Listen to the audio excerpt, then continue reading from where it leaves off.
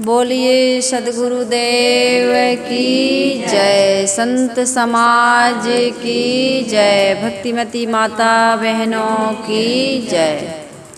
ध्यान मूलम गुरुर्मूर्ति, पूजा मूलम गुरुपदम, मंत्र मूलम गुरुर्वाक्यम, मोक्ष मूलम गुरु कृपा। आज रविवार का साप्ताहिक सत्संग है, जिसमें आप सभी लोग बहुत देर से छोटे छोटे बच्चों के भजन, हमारी साहिब जी के भजन और विचार श्रवण कर रहे थे। हमारे जीवन में हमें ईमानदारी की, सेवा की, सहनशीलता की, सद्गुण की, अच्छे विचारों की, गुरु भक्ति की बहुत बड़ी आवश्यकता है ना। यदि ये ना हो तो हमारा जीवन सुंदर नहीं हो सकता, सुखद नहीं हो सकता। क्योंकि भौतिक संपदा हमें सुविधाएं तो देती है, लेकिन मन का संतोष या शांति या प्रसन्नता नहीं दे पाते। तो एक कहानी है, बहुत सुंदर कहानी है। कहते हैं एक बहुत गरीब व्यक्ति था। वो संसार, गरीबी सबसे बड़ी जीवन के कहना चाहिए दुखों का कारण है। गरीबी है तो अभाव है, ज़रूरतों की भी आवश्यकता नहीं कर सकता, तो इच्छाओं की पूर्ति तो बहुत दूर की बात है। तो जीवन में बहुत दुख पा रहा था वो। तो काम की तलाश में वो कहीं गया हुआ था कि कोई काम मिले तो मैं 2 पैसा कमाऊं और घर परिवार ठीक से चला सकूं। लेकिन उसको काम नहीं मिला। शाम को निराश होकर के वो वापस हो रहा था। तभी उसके साथ एक घटना घटती है। एक बूढ़ा व्यक्ति जिसकी कमर झुक गई है, उसके पास 3 पोटली हैं। वो 3 पोटली लेकर के वहाँ पर खड़ा हुआ है और कह रहा है कि कोई है नहीं जो मजदूरी ले ले और मेरी पोटली, ये जो 3 पोटली हैं, इसमें से एक पोटली जो वजनदार है उसको उठा करके मेरे गंतव्य तक पहुँचा दे। मैं उसका जो भी मजदूरी है उसको दूंगा, मेहनताना।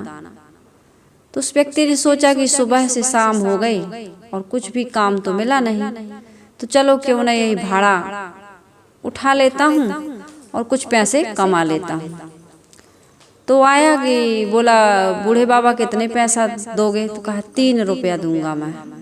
उस समय का जमाना 3 रुपया दूंगा, पहले जमाने की ये घटना है। तो उस व्यक्ति ने कहा ठीक है, 3 रुपये भी बहुत हैं, चलो मैं तुम्हारा सामान जहाँ कहो वहाँ रख देता हूँ। तो उसने 1 पोटली ली और 2 पोटली इन बाबा जी ने ली और चलने लगे। तो जैसे ही पोटली उठाई तो उस व्यक्ति ने कहा कि ये पोटली तो बहुत भारी है, वजन बहुत ज़्यादा है। तो कहा भाई देख लो। तो कहा नहीं कोई बात नहीं, मेहनत करने से मैं जी नहीं चुराता हूँ, और चलो पीछे पीछे आप आओ, आगे आगे मैं चलता हूँ। तो उसने कहा भाई देखो मेरे साथ चलना, कहीं ऐसा ना हो तुम जवान हो, मैं बूढ़ा हूँ, कमर झुक गई है, लेके भाग जाओ तो मैं इस पोटली से ही हाथ धो बैठूं। तो कहा इसमें क्या रखे हो, इतना वजन है? कहा इसमें 1-1 रुपया का सिक्का है, और कहीं इसको लेके भाग मत जाना। और वो बता भी रहा है जैसे कोई चोर हो तो उसके सामने यदि आप चांदी की बड़ाई करोगे तो उसका तो मन खराब होगा। तो उसने कहा इसमें 1-1 रुपया की सिक्का है, लेके भाग मत जाना। वो याद भी दिला रहा है कि भाग मत जाना। तो उसने कहा नहीं, मैं ऐसा नहीं करूँगा, मैं ईमानदार हूँ। मैं ऐसा क्यों करूँगा भाई आपके साथ? आप मुझे मेहनताना का पैसे दे रहे हो, मैं तुम्हारा 1 रुपया का सिक्का वाली पोटली लेके भागने वाला नहीं हूँ, तुम आराम से आ जाओ। तो धीरे धीरे जा रहे थे, इतने में हुआ क्या, एक नदी आ गई रास्ते में। तो चोर तो जो व्यक्ति था वो उतर गया नदी में। कहा कि बाबा तुम क्यों नहीं आ रहे? कहा भाई मेरे पास 2 पोटली और हैं, वजन ज़्यादा है और मेरी कमर झुकी, मैं तो नदी में डूब ना जाऊं। तुम ऐसा करो मेरी 1 पोटली और रख लो। उसने कहा इसमें क्या है, चलो इतनी दूर तक तो पोटली लाया हूँ तो एक पोटली और रख ले। कहा मेहनताना ले लेना, लेकिन मेरी पोटली रख लो। कहा मेहनताना की जरूरत नहीं है, लाओ रख लेता हूँ। इसमें क्या है? बोला इसमें चांदी के सिक्के हैं, मेरे साथ चलना, कहीं ऐसा ना हो मैं नदी ही पार न कर पाऊँ और तुम आगे निकल जाओ, भाग जाओ। कहा नहीं, मैं ऐसा नहीं करूँगा, तुम आ जाओ मेरे साथ। उसने एक पोटली और रख ली और वो नदी पार करवा दिया। अब आगे आगे चल रहा था, पीछे पीछे बूढ़े बाबा जा रहे थे। इतने में चलते चलते चलते चलते क्या हुआ, एक पहाड़ी आ गई। तो नौजवान है भाई, चढ़ने लगा। तो कहा क्या हुआ बूढ़े बाबा, वहीं खड़े हो, आ जाओ। बोला मुझसे इतना वजन भी अब नहीं उठाया जा रहा, मैं थक गया हूँ और इस पोटली का वजन उठा लो तो मैं आऊँ। तो उसने कहा कि भाई लाओ तुम्हारी ये तीसरी पोटली भी मैं रख लेता हूँ। तो कहा कि पैसा और ले लेना, मैं 6 रुपया दूंगा। 3 तो अभी दे ही रहा था, 2 इसके, 1 इसका और दूंगा और 2 इसके दूंगा। कहा इस पोटली में क्या है? कहा इसमें सोने के सिक्के हैं, लेकिन कहीं ऐसा ना हो इस पहाड़ी के उस पार तुम जल्दी उतर जाओ और भाग जाओ, मैं पहाड़ी से उतर ही ना पाऊँ। कहा बाबा मैं कब से कह रहा हूँ कि ऐसा मैं नहीं करूँगा, मैं ईमानदार हूँ, और यदि ईमानदार ना होता तो आज दर दर का भिखारी ना होता। ये ईमानदारी ही मुझसे इतना ये काम करवा रही है। यदि मैं बेईमान होता तो मेरे साथ ये गरीबी ना होती। उस बाबा ने पूछा कि ईमानदारी से तुम गरीब कैसे हो? कहा मैं जिस सेठ के यहाँ काम करता था वो सेठ मुझसे झूठ बुलवा करके हिसाब में हेरा फेरी करवा के लोगों को ठगने के लिए प्रेरित करता था। मैंने मना कर दिया तो उसने षड्यंत्र करके मुझे ही नौकरी से निकाल दिया। कहा अच्छा ठीक है। तो बाबा ने उसको वो तीसरी पोटली भी दे दी और वो धीरे धीरे धीरे धीरे पहाड़ी चढ़ने लगा। अब इसके मन में बार बार कहा है बाबा, तो इसके मन में विचार आया कि क्यों ना इन तीनों पोटलियों को एक साथ लेके भाग जाऊं, पत्नी भी खुश हो जाएगी और थोड़े समय में ही मेरा जीवन बदल जाएगा। इतनी संपत्ति अचानक एकदम से थोड़ी मिलती है, तो इन तीनों पोटलियों को लेके मैं भाग जाता हूँ। और बूढ़ा बाबा की कमर झुकी है, ये तो मुझे दौड़ के पकड़ भी नहीं पाएगा, रास्ता ही नहीं मिलेगा इसको, पहाड़ी एरिया है, अपने घर चला जाऊंगा। तो उसके मन में सचमुच में ऐसा लालच आ गया और वो भाग गया। अब ये बूढ़े बाबा तो अब धीरे धीरे पहाड़ी से नीचे उतरे, देखे तो वो व्यक्ति है ही नहीं।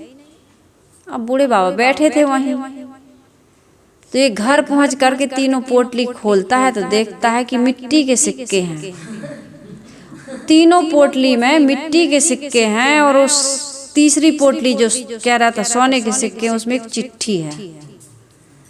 उस चिट्ठी को खोला, उस कागज को खोला तो उसमें लिखा था कि भाई मैंने इन पोटलियों में मिट्टी के सिक्के इसलिए रखे कि मुझे एक ईमानदार मंत्री की आवश्यकता थी।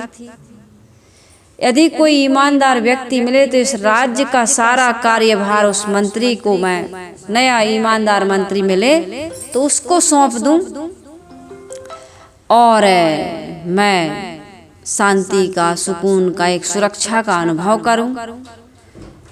यदि तुम इन सिक्कों को लेकर के ना भागते, उसमें लिखा था कि इन सिक्कों को लेकर के ना भागते तो मैं तुम्हें इस राज्य का मंत्री बना देता, और वो बूढ़ा कोई और नहीं, मैं स्वयं राजा हूँ भेष बदल करके। और मैंने सोचा कि मैं बूढ़ा हो गया हूँ तो ईमानदार मंत्री की मैं स्वयं तलाश करूँ। मैं स्वयं उसको परखना चाहता था। उसको बहुत दुख हुआ, वो लौट करके आया जहाँ वो पहाड़ी से वो भागा था, और उसने बताया कि मेरे मन में पता नहीं कैसे लालच आ गया। कहा नहीं, परखा तो एक बार जाता, जैसे हंडिया के एक चावल को आदमी छू के देखता ना पका कि नहीं पका। तो जीवन में कभी भी यदि हमारे साथ ईमानदारी है, सच्चाई है, तो हम भले गरीबी से जीवन व्यतीत क्यों न करें, लेकिन एक दिन उस ईमानदारी की, उस सच्चाई की हमें पूरी पूरी कीमत मिलती है। यदि उसके मन में लालच ना आता, उसके मन में लोभ ना आता, वो इस प्रकार से उस पोटलियों को लेकर के ना भागता, तो सच में उसका दिन फिर जाता कि नहीं फिर जाता। हम लोगों को यही हो जाता है कि यार ईमानदारी में, सच्चाई में, भलाई में, परोपकार में, सदाचार में बड़ी कठिनता है, इससे कोई लाभ नहीं। तो किताबों की चीजें हैं, क्या है, किताबों की चीजें। ये तो कहानी किस्सों में बस अच्छी लगती हैं, रियल में आज संसार में इन चीजों का कोई मूल्य नहीं है। ये अधिकतम लोगों के मुंह से कहते हुए सुना गया है कि ये पहले सतयुग में चलता था, इस युग में चलता था, कलयुग में तो इनका कोई मूल्य नहीं है, ऐसा कहते हैं ना लोग, जबकि ऐसी बात नहीं है। सत्य कभी बदलता नहीं है। सतयुग में यदि इनकी आवश्यकता थी, इनकी कीमत थी, तो आज कलयुग में भी इसकी आवश्यकता है, इसकी आज भी उतनी ही कीमत, बल्कि आज तो और ज्यादा है। जहाँ नकली ही नकली सब कुछ और कोई असली चीज आ जाए तो उसकी कितनी कीमत है। इस प्रकार से हम सभी को जीवन में धर्म को, सत्य को, भलाई को, परोपकार को, अच्छे कार्यों को कभी भी निगलेक्ट नहीं करना चाहिए, नजरअंदाज नहीं करना चाहिए, इसकी कीमत नहीं घटानी चाहिए, क्योंकि जीव का सच्चा साथी कौन है, यही सत्कर्म है। यदि सद्गुण नहीं है, सदाचरण नहीं है, पवित्र रहनी पवित्र आचरण नहीं है, यदि हम जीवन से धर्म को, सत्य को, ईमानदारी को त्याग देते हैं, तो हमारे पास बचा क्या है, कुछ भी नहीं बचा। जो जिसको हम कमा रहे हैं ना, ये महल अटारी, धन संपत्ति, पुत्र परिवार, हम सब विचार करके देखें, यही छूट जाता है कि नहीं छूट जाता है। जीवन रहते रहते छूट जाता है। बहू आई, मैं तो कहती हूँ बेटा का जन्म हुआ तो समझ जाओ माँ का अधिकार उस परिवार से खत्म हो गया। वो तो नौकरानी बन गई। उसी दिन से वो जो कुछ भी कर रही है, जो कुछ भी जोड़ रही है, आदमी जोड़ता है ना जवानी में। कितने बेटे हैं, कई 2 बेटे हैं, दोनों के लिए हमने अलग अलग घर बना दिए। बुढ़ापे में दोनों का अभी से बना रहा हो, तुम उन बच्चों के नौकर हो कि नहीं हो। जैसे ही जन्म लिया तुम उनकी नौकरी में लग गए। तुम्हारा क्या है बताओ। अच्छा 2 बच्चे हैं, दोनों का घर बनाया, एक है एक का बनाया, 3 है 3 का अपने लिए बनाया। अधिकतम लोग अपने लिए नहीं बनाते हैं। मैंने कई जगह पूछा, अच्छा दोनों के लिए बना दिया, तुम्हारा कहीं भी रह लेंगे। और कहीं भी रहते ही हो, कहीं भी रहते हो, क्योंकि तुमने अपने जीवन में यही सोचा कि कहीं भी अपने लिए ऐसा क्यों सोचते हो कि कहीं भी रह लेंगे। जब तुमने खुद सोचा अपने लिए कहीं भी रह लेंगे, तो कहीं भी रहना ही पड़ेगा। सोच हमारे जीवन को बनाती है। सबसे पहले हमारे जीवन में सोच आती है, और सोच का ही परिणाम है जो कुछ होता है। हमने सोचा कि अच्छा जीवन जिएंगे तो अच्छा जीवन जियोगे, और हमने सोचा कि जैसे तैसे जी लेंगे, जैसे सब जीते हैं तो ऐसे ही जियोगे। क्योंकि सोच का जादू अभी हम जानते नहीं। इस प्रकृति में हमको वही मिलता है जो हम सोचते हैं। ये पूरी प्रकृति में इतनी बड़ी ये जो सत्ता है ना, प्रकृति कोई छोटी मोटी चीज नहीं है। इसके पास इतनी शक्ति है कि आदमी जो सोचता है वो कहता है तथास्तु, जो चाह रहा है वही होगा। अच्छा सोचिए, कहते हैं एक व्यक्ति यात्रा कर रहा था। आदमी अच्छा नहीं सोचता, लोग कहेंगे, मैं इसलिए ये कहानी कह रही हूँ। एक आदमी था, ऐसा कहा ना, मैंने एक कहानी की शुरुआत करने जा रही थी मैं। आदमी ये कहता है कि अपने लिए हम जीवन में कभी दुख नहीं सोचते। साहब आप ये बात गलत कह रहे हो। हम अपने जीवन में दुख आए ऐसा क्यों सोचेंगे, लेकिन आदमी सोचता है। इस कहानी के माध्यम से मैं बताऊं, एक व्यक्ति जा रहा था, जाते जाते वो एक कल्प वृक्ष के नीचे आराम कर रहा था। उसको पता नहीं था कि ये कल्प वृक्ष है। जैसे हमारे मानव जीवन कितना बेशकीमती है, कितना मूल्यवान है, कितनी बड़ी उपलब्धि हमें हासिल हुई, मानव जीवन प्राप्त हो गया, इसको हम जानते कहाँ हैं। और जो व्यक्ति जानता है उस व्यक्ति का जीवन महान बन जाता है। बन जाता है कि नहीं बन जाता। जो नहीं जानता उसका जीवन ऐसे ही कंकड़ पत्थर, अनगढ़ पत्थर बना रहता है। जैसे अनगढ़ पत्थर है, उस पर हम पैर भी रगड़ के घिस लेते हैं, उस पर जूता पहन के भी चढ़ जाते हैं, उस पर खड़े होकर नहा भी लेते हैं, कुछ भी कचरा भी डाल देते हैं। लेकिन वही पत्थर जब शिल्पकार के हाथ में लग जाता है तो गढ़ते, छीलते, बनाते, अनावश्यक अंगों को निकालते निकालते कितनी सुंदर मूर्ति बना देता है। और वो मूर्ति कहाँ रखी जाती है? पवित्र जगह में, और उसकी पूजा होती है, पूजा। फिर वहाँ आप किसी प्रकार की गंदगी नहीं करते हैं। इसी प्रकार से जीवन जो मिला है ना, ये अनगढ़ पत्थर की तरह है। इसको गढ़िए, छीलिए। ये सत्संग के द्वारा, सेवा के द्वारा, स्वाध्याय के द्वारा, साधना के द्वारा, अच्छे लोगों की संगति के द्वारा ही हमारा जीवन गढ़ा छीला जाता है। इसको गढ़ने छीलने के लिए कोई हथियार, बाहर से कोई टूल्स नहीं है। ये सत्संग ही है, ये अच्छे लोगों की संगति ही है, ये सद्गुरु संतों का आधार ही है, ये सदग्रंथों का अध्ययन ही है। इसके अलावा कोई औजार संसार में नहीं कि है। ये धर्म करते हैं ना, पूजा पाठ व्रत उपवास, यही ये साधन है। लेकिन पूजा व्रत उपवास करते रहते हैं, लेकिन कोई गुरु नहीं मिलता है जो ये रोकता टोकता नहीं है कि तुम ये गलत काम क्यों कर रहे हो। भगवान के आगे तो हम तम्बाकू खा के भी चले जाते हैं, शराब पी के भी चले जाते हैं, मांस खा के भी चले जाते हैं, लड़ाई झगड़ा चोरी व्यभिचार सब कुछ करके चले जाते हैं। जानते हैं कि कुछ कहने वाला, हमें पता है कि भगवान कभी कुछ कहता नहीं है, पता है ना। इसीलिए तो मुर्गी अंडा सब खा रहे हैं, सब काम कर रहे हैं। देखो जो खाते हैं उनको बुरा नहीं लगना चाहिए, ये बुरा काम है। ये सत्संग, ये विचार बुरे नहीं लगने चाहिए, बल्कि हमारे जीवन में जो गंदगी आ गई वो बुरा लगना चाहिए। तो व्यक्ति क्या था, मैं ये कह रही थी कि ये जीवन क्या है, कल्प वृक्ष है। जो कल्प वृक्ष के नीचे बैठ कर के सोचा जाता है वही मिलता है। कल्प वृक्ष की विशेषता बताते हैं कि जो सोचते हो उस वृक्ष के नीचे वही मिलता है तत्काल। इसी प्रकार से मानव जीवन में जो सोचते हैं हमको वही मिलता है। ये जीवन कल्प वृक्ष है। हमने जीवन में दुख चाहा इसलिए मिला, हमने जीवन को सोच लिया ऐसा, हम मानसिक रूप से अपने आप को ऐसा नक्शा बना लेते, ठीक है यार सब तो ऐसे ही जी रहा है, हम भी जिएंगे, ऐसे ही तो जिएंगे। दूसरों को देखता है ना आदमी, अरे भैया वो भी तो दुखी, उसकी बहू भी सता रही, उसका पति भी मर गया, उसके बच्चे भी शराबी हैं, उसके जीवन में भी ऐसे दोष दुर्गुण हैं, हम ही अकेले थोड़ी बिगड़े। सोचते हो कि नहीं सोचते हो? जब जीवन में कुछ आता है तो कहते हो यार मैं ही बस बीमार हूँ, कि ये वायरल फीवर सबका ही चल रहा है, सबको बुखार, कहते यार उनको भी है, उनको हाँ भैया सबको चल रहा, कोई बात नहीं। हमें ही बस को हमारे खेत में तुषार कैसे लग गया तो बड़ा दुख होता है, हमारे जीवन में दुख क्यों आ रहा है तो बड़ा दुख होता है। दूसरों के जीवन में भी दुख है तो बस संतोष हो जाता है आदमी को।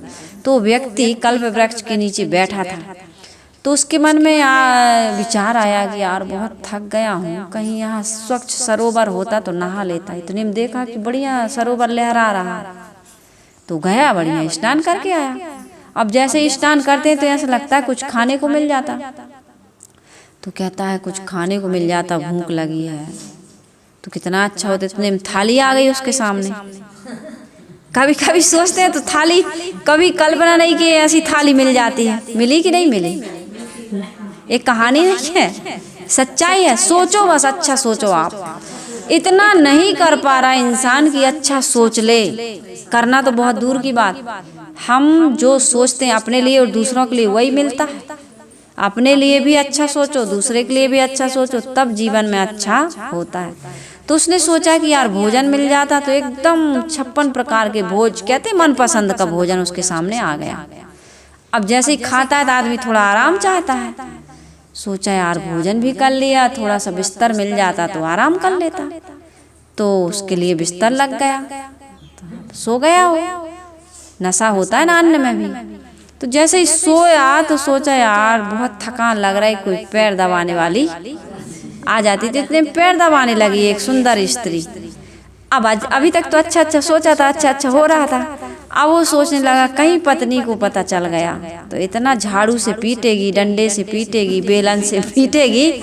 बस पीछे उसकी पत्नी लग गई, मारने लगी, भागा हो। तो एक संत के पास पहुंचा भागते भागते। संत ने कहा क्या हुआ? कहे अरे मेरी पत्नी मेरे पीछे पड़ी है, मुझे मार रही। कहे तुमने कुछ गलत किया होगा? कहे महाराज मैंने केवल सोचा था, ये तो सच में मारने आ गई। कहे बेटा जो सोचते हो ना वही होता है। तुम्हें पता नहीं था, तुम कल्प वृक्ष के नीचे बैठे थे, तुम उस कल्प वृक्ष के नीचे अच्छा अच्छा सोच रहे थे, अच्छा अच्छा हुआ। तो अच्छा अच्छा सोचते सोचते तुमने ये क्यों सोच लिया कि पत्नी मारने ना आ जाए? तुमने सोचा इसलिए पत्नी मारने आ गई। तो कहानी ये कहती है कि ये मानव जीवन क्या है? कल्प वृक्ष है। इसमें हम सुख भी पाते हैं, दुख भी पाते हैं, लेकिन सुख उतना ही पाते हैं जितना हम दूसरों के बारे में सोचते हैं कि ये सुखी रहें, या जितना हम अपने बारे में सोचते हैं कि हम सुखी रहें, उतना ही हम सुखी हो पाते। अधिकतम आदमी क्या सोचता है? कहीं एक्सीडेंट ना हो जाए, कहीं चोर ना आ जाए, कहीं कोई हमारे पास संपत्ति तो मांगने ना आ जाए। होता है कि नहीं होता? इसको छुपा के रख दो, इसको तो बताना ही नहीं है, यदि आ जाएगा तो झूठ बोल देंगे, अपन देंगे ही नहीं। यही सोचते हो, गलत गलत सोचते हो। बुढ़ापे में रोग न लग जाए, बहू बेटा सेवा करेंगे कि नहीं करेंगे, अरे पता नहीं पड़ोसी हमारी बात मानेंगे कि नहीं। दो तरह तरह की नकारात्मक नेगेटिव थिंग्स हमारे जीवन को बर्बाद कर देते हैं। अच्छा सोचिए, हमारा जीवन अच्छा बनेगा। तो आज के सत्संग से सभी माता बहनों से मेरा निवेदन है कि सास के लिए अच्छा सोचिए, देवरानी जेठानी के लिए सोचिए, पति के लिए सोचिए, पड़ोसी के लिए सोचिए, सबके लिए केवल अच्छा ही अच्छा सोचिए। मैंने अपने जीवन में कभी गलत नहीं सोचा, तो मेरे साथ गलत क्यों होगा? और मैंने जीवन में कभी अच्छा सोचा ही नहीं, तो मेरे जीवन में कभी अच्छा नहीं हो सकता है। तो इसलिए सोच बनाए जीवन। ये आप एक मूवी है, उसमें देखिएगा, द सीक्रेट शक्ति नाम की एक फिल्म है छोटी सी।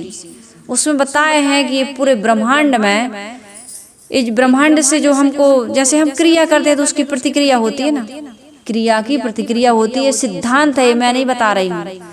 बिंब का प्रतिबिंब बनता है, दर्पण में है लगा है यहाँ। आप जैसे स्त्री का बिंब पड़ेगा तो स्त्री ही दिखेगी उसमें, और पुरुष का बिंब पड़ेगा उसमें तो प्रतिबिंब में पुरुष ही दिखेगा। काला है तो काला दिखाएगा दर्पण, और गोरा है तो गोरा दिखाए, काना है तो काना दिखोगे। ऐसा नहीं है कि दर्पण में जाओ और काना आदमी दोनों आंख वाला दिख जाए, ऐसा नहीं होता है।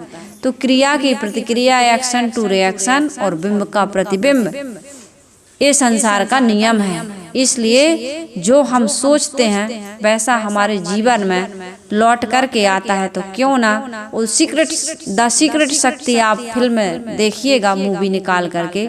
सबके पास मोबाइल होंगे, ना हो तो बच्चों से कहना। अब भूल जाओगे तो इसमें हमारी गलती नहीं है कि कौन सी फिल्म कही थी साहिब जी ने, है ना, द सीक्रेट शक्ति। हाँ, निकाल करके देखना, उसमें कितना बढ़िया बताया है कि द सीक्रेट शक्ति, सोचने की सीक्रेट शक्ति। इस चीज को सीक्रेट है, मतलब ये इस चीज को आदमी रहस्यमय है, आदमी जान नहीं रहा। ये तो बहुत अच्छा है कि जितना गलत सोचते हैं उतना गलत हमारे साथ होता नहीं है। हम अपने जीवन के स्वयं शत्रु बने हुए, बहुत गलत सोचते हैं हम लोग।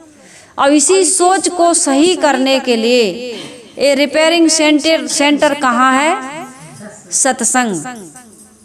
ये आप लोग भजन में जाते हो ना, भजन गाते हो, तो वहाँ से प्रेरणा मिलती है। और सबसे बढ़िया सेंटर तो है शमशान, या बूढ़ा आदमी या बीमार आदमी, उससे मिलिएगा, उसको देखिएगा, जीवन में आंखें खुल जाएंगी कि यार हमारा दिन भी ऐसा। महात्मा बुद्ध का तो इसी से जीवन बदला ना। बूढ़े को देख लिए, रोगी को देख लिए, एक मृत व्यक्ति की लाश को देख लिए, प्रसव में पीड़ित एक स्त्री को देख लिए, जीवन बदल गया उनका। तो इस संसार की घटनाओं से ज्ञान लीजिए और ऐसे महापुरुषों से मिलिए जहाँ से जीने का हमारा सही ढंग, सही तरीका जानने में आता है। तो आप सभी माता बहनें हमारे आश्रम में सत्संग में आई, आपका बहुत बहुत धन्यवाद और बहुत बहुत स्वागत। और ऐसे ही आप लोग आते रहें, सुबह जल्दी उठते रहें, सुबह उठ कर के कुछ टहलें, कुछ पूजा, कुछ धर्म कर्म करें। इससे पॉजिटिव एनर्जी हमें मिलती है, जिससे हमारा तन मन दोनों स्वस्थ होते हैं। और जब तन और मन स्वस्थ होंगे तो धन भी आएगा।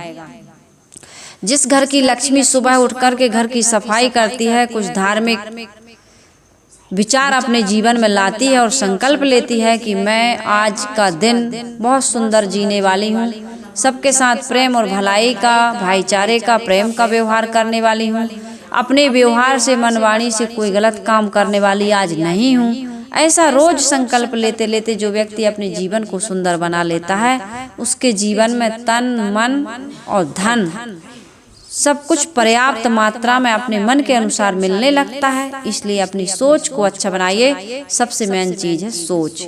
हमेशा अच्छा सोचिए, हम सबका जीवन अच्छा बन जाएगा। आप सभी ने इतने एकाग्र चित्त से और इतनी श्रद्धा और लगन से मेरी बातों को सुना, जिस प्रकार से सुना ऐसे ही जीवन में अपने धीरे धीरे धारण करते जाइए। ये आश्रम यहाँ पर बना हुआ है, आप सभी लोग यहाँ आया करें, सत्संग से लाभ लें। और जब भी संत गुरु आए, कुछ कार्यक्रम हो, हम बुलाएं या ना बुलाएं, कभी ये ना कहना कि साहिब जी ने बुलाया नहीं। हमारे हृदय में और इस आश्रम में आप सबके लिए सदैव द्वार खुला हुआ है और बुलाते ही हैं। आप सबका आश्रम है, केवल हमारा नहीं है। ये तो सामाजिक संस्था है, ये कोई व्यक्तिगत संस्था नहीं है। भक्तों के सहयोग से हमारे परिवार के लोग दे रहे हैं तो क्या हुआ, वो तो समाज के लिए दे रहे हैं, संतों के लिए दे रहे हैं। ये कोई व्यक्तिगत संपत्ति नहीं है। इसलिए सबकी संपत्ति, सबका आश्रम है, सबके लिए हम समान रूप से भाव रखते हैं। यहाँ कोई अपना या पराया नहीं है। तो सभी लोग आए और सबका लाभ हो, इस उद्देश्य से आश्रम बनाया गया है। तो हम इस आश्रम से सबके जीवन की मंगल कामना करते हुए आइए कीर्तन कर लेते हैं, जैसे हर रविवार को हम करते हैं, और इस सत्संग को समाप्त करते हैं। ज्ञान गंगा नहा लो प्यारे मना, ज्ञान गंगा नहा लो प्यारे मना, मैल मन का धोला लो मना, मैल मन का धोला लो प्यारे मना, दाग दिल का छोड़ा लो प्यारे मना, दाग दिल का छोड़ा लो प्यारे मना, ज्ञान गंगा